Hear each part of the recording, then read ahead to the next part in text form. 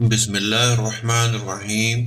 السلام علیکم ورحمۃ اللہ وبرکاتہ۔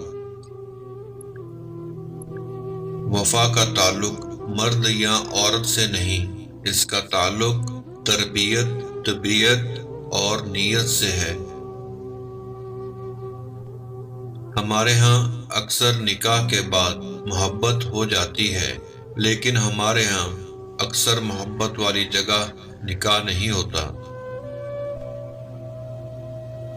یاد رکھیں، ٹوٹے ہوئے لوگ جب مزید ٹوٹتے ہیں تو کمزور نہیں بلکہ اور مضبوط ہو جاتے ہیں۔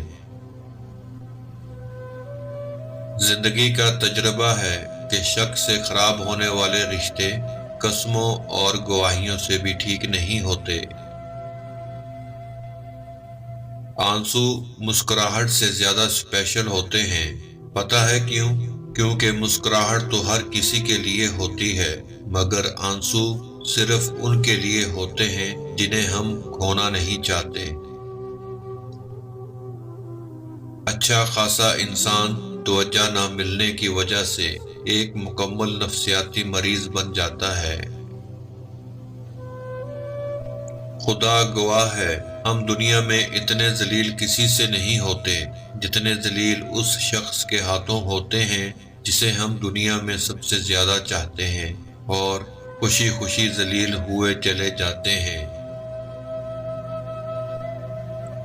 اگر عورت چاہتی ہے کہ اس کا شوہر غیر عورت سے تعلق نہ رکھے تو وہ اپنے شوہر کے لیے توجہ اور کیئرنگ وقت کو بڑھا دے۔ جن رشتوں کو اللہ نے انسان کے سکون کے لیے بنایا ہے، آج کل لوگ انہی رشتوں میں چالاکیاں اور مکاریاں کرتے ہیں، انہیں پاگل بیوقوف سمجھنے لگ جاتے ہیں اور پھر روتے پھرتے ہیں کہ ہماری زندگی میں سکون نہیں ہے۔ جو سچے ہوتے ہیں وہ تہذیب کے دائرے کا لحاظ بھی رکھتے ہیں اور صبر کے گھونٹ پینا بھی جانتے ہیں۔ محبت وفادار کی داستان ہوتی ہے اور بے وفا کی زندگی کا ایک معمولی واقعہ۔ ہزار فاصلوں کے باوجود کسی کے ساتھ گزرے خوبصورت لمحوں کو یاد کر کے مسکرا دینا بھی محبت ہے۔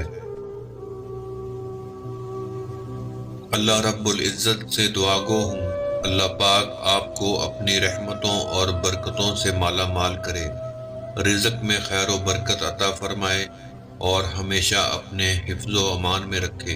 آمین ثم آمین۔